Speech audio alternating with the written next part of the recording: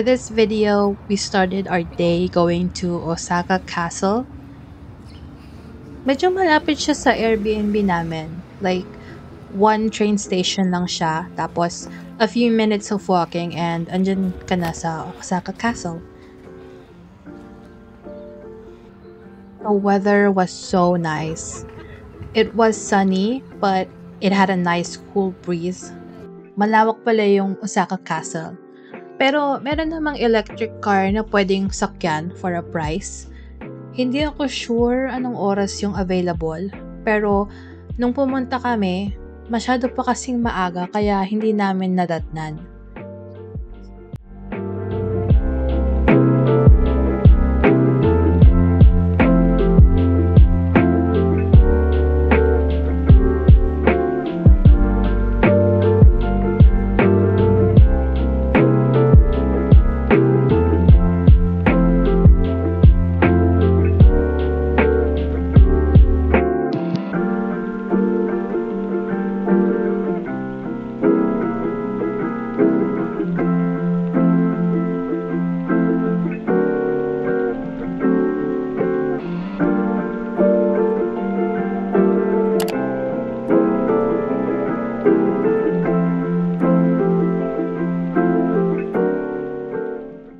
This building is called Miraiza.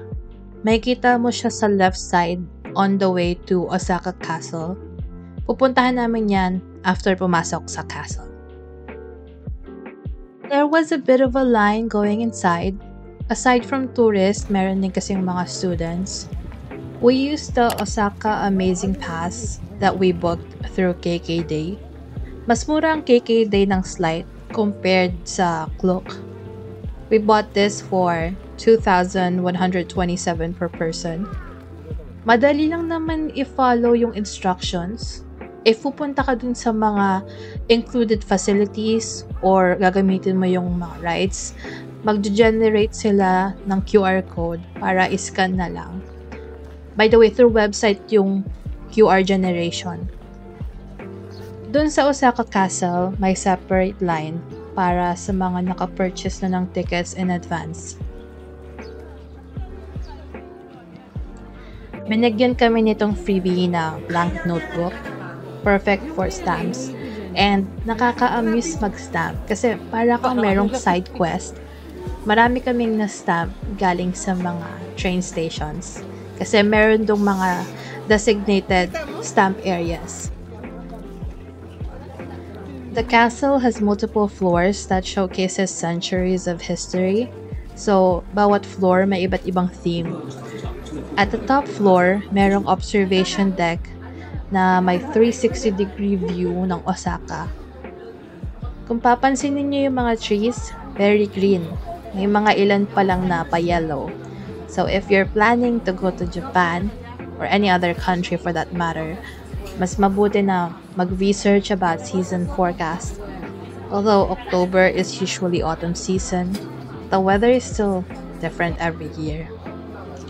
And another info is Kansai region, which is where Osaka is in, is the southern part of Japan. So compared to Tokyo, slightly warmer yung climate, kaya mas late yung autumn season dito. Sa first and top floor, merong souvenir shops.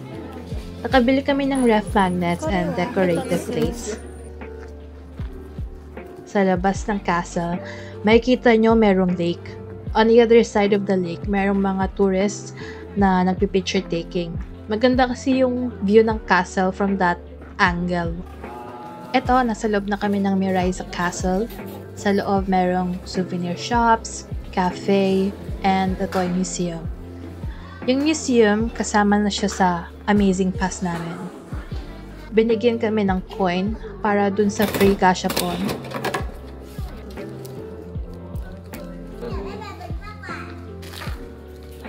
Cute.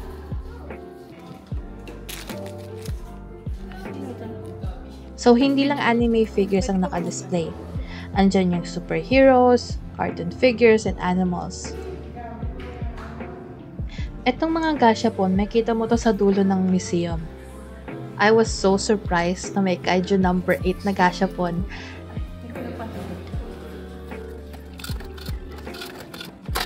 I was so happy I got my favorite character.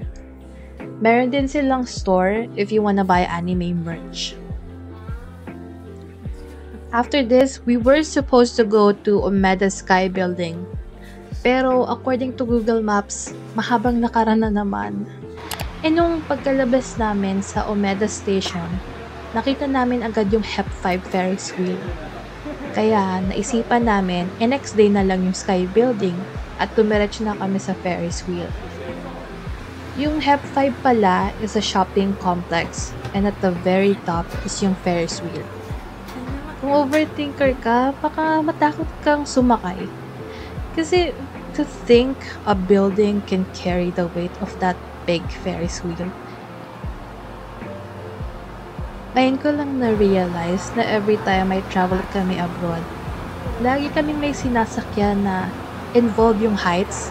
Like, we rode cable cars in Taipei, Japan, Singapore, and Hong Kong.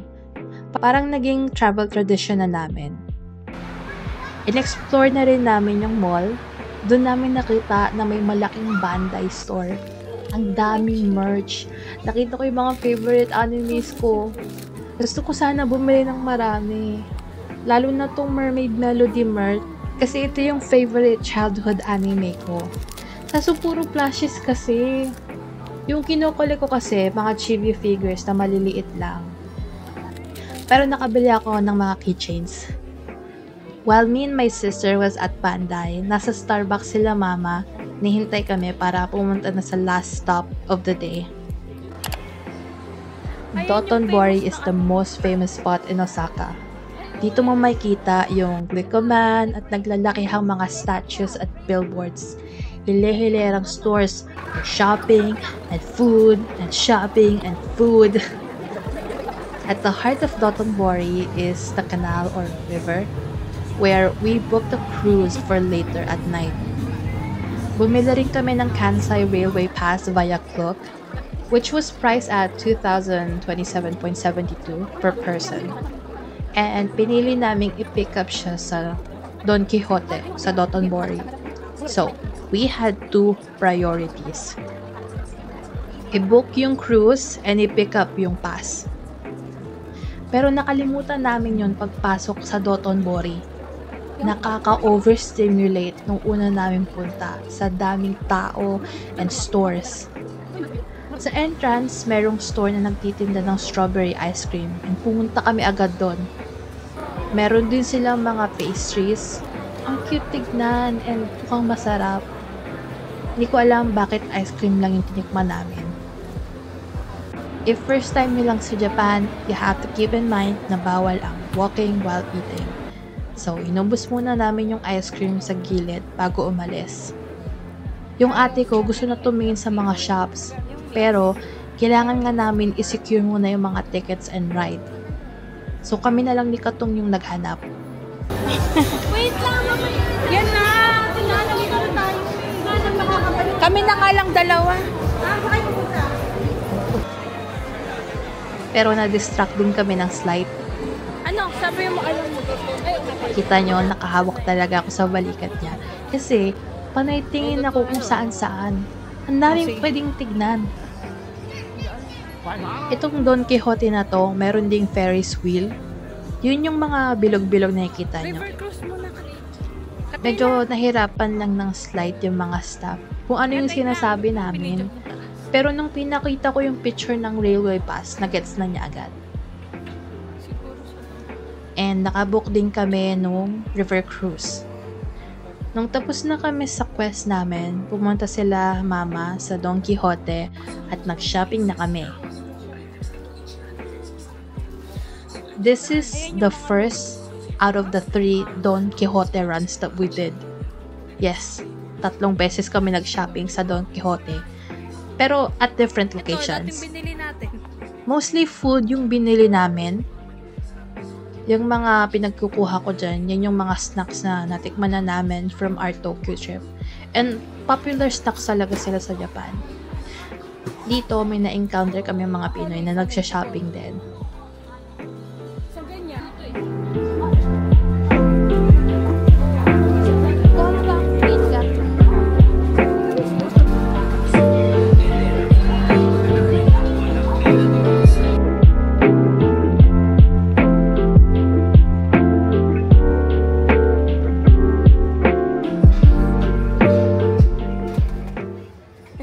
Yung patch na yan, hindi ko nagustuhan. Kasi para akong napapaso.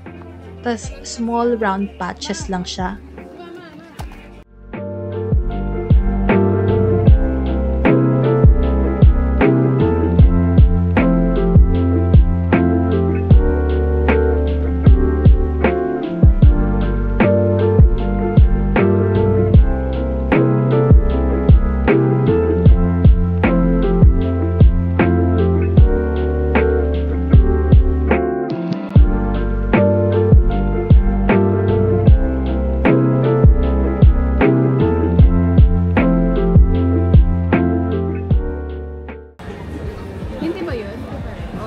After shopping, we still had time before our river cruise.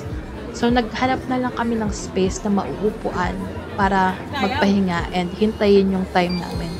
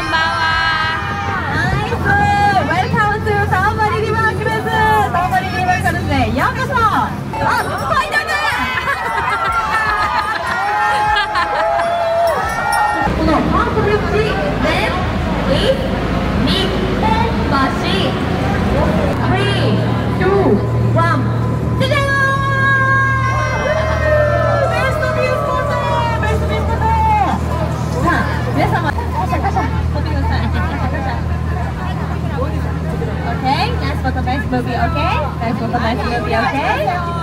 Okay, okay? Okay? Okay. さあ、それでは行きましょう。Let's go! さあ、ネクスト行きましょう。ファーストブリッジ、日本橋。ネクストナイス、ネクスト。セカンドブリッジ。セカンドブリッジ。セカンドブリッジね。さあ、セカンドブリッジ。ね、お、バイバイ。ディナー、イェーイバイバイ。バイバイ。さあ、this bridge name is あいあう橋。あいあう橋。ナイス。さあ、next bridge is long name. Long name. Okay? Let's go. たざえもばし。はい。何 Oh my god. Oh my god. One more time. たざえもばし。はい。オッケーオッケー。まあまあオッケーオッケーオッケー。たざえもん橋オッケーオッケー。さあ、many people. Let's friendship. バイバイ。バイバイ。よろです。バイバイ。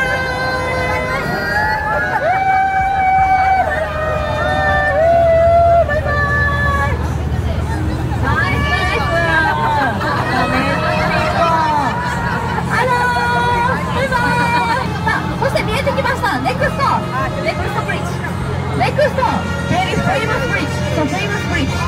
So dangerous. Can you? さあ、こちら、恵比寿橋。はい、恵比寿橋。さあ、そして、カウントダウン、カウントダウン。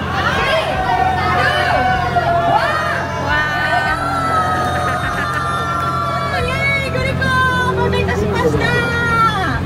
ご安心ください。グリコ、カバーゲイン、カバーゲイン。でもう一度、道頓堀橋。さあ、来ました、こちら。新恵比寿橋。新恵比寿橋。ナイス。さあ、そしてネクスト。でね。さあ、こちらの橋。さあ、こちらはですね、大黒橋。ナイス。